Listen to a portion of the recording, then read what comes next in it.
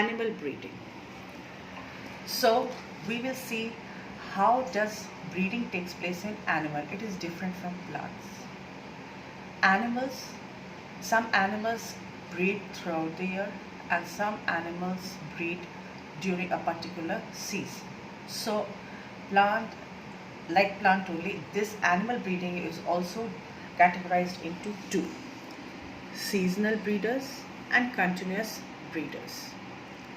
Seasonal breeding, they reproduce at particular period of the year. Example, frog, lizards, most birds, deers, etc. Continuous breeding, animals continue to breed throughout their sexual maturity. That is a poultry, honey queen, rabbit, etc. So we see that in seasonal, at a particular time of the year, the animal will breed. But some animals, they will breed throughout the year. So they are called as continuous breeding. Now we will see in placental mammals. Placental mammals, you can understand, the animals who give birth to young ones. In female of placental mammals, there are cyclic changes in ovary, accessory reproductive duct, and hormones during the reproductive phase.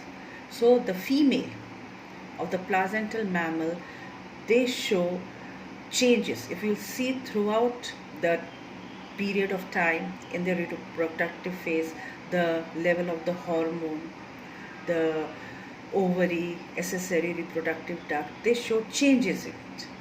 So these continuous breeding can be categorized into two types. One is your menstrual cycle and other one is your estrous cycle or estrus cycle. Now what are these two? What is the difference between these two? In menstrual cycle, it occurs in primates, monkeys, apes and human beings. They are called as primates. Here there is a spelling mistake, children. You will put over here I. Please correct this. This will be I. So menstrual cycle occurs in primates. That what are primates? Your monkey, apes and human beings only. Whereas in estrous cycle, it occurs in all non-primates. That is your dogs, cows, tigers, rats, etc.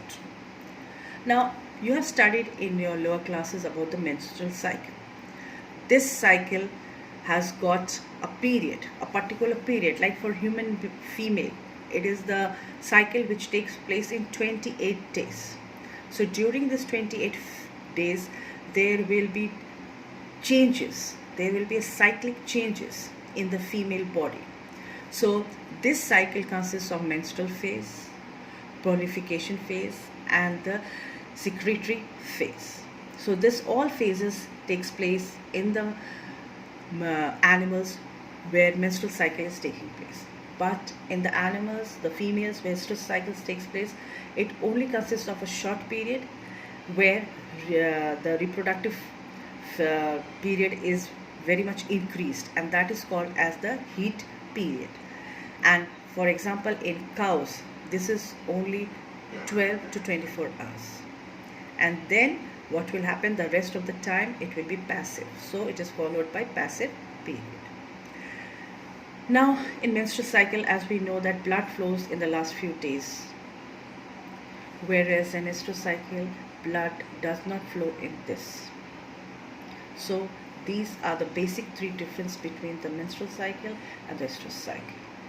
Now in estrous cycle, we will see some animals, they will only breed once in a year. So they will be called as what? Monoestrous. If they breed twice in a year, it will be called as biestrous.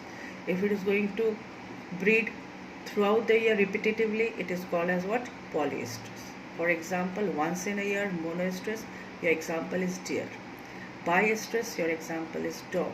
And polyestrous is example your mouse. So next we will see what are the events which is taking place in sexual reproduction. And in sexual reproduction, we will talk about reproduction in flowering plants and in human beings. There are two separate chapters which we will study in detail. But just over here, a brief introduction that events in sexual reproduction takes place are: first is pre-fertilization, fertilization, and post-fertilization. Pre-fertilization, where the formation of gamete takes place. For example, spermatogenesis, oogenesis. Then fertilization. What is fertilization? Fusion of the male and female gametes, which is called as syngamy. And the post-fertilization is the development of the zygote. So, children, next we'll continue with sexual reproduction in flowering plants. Thank you.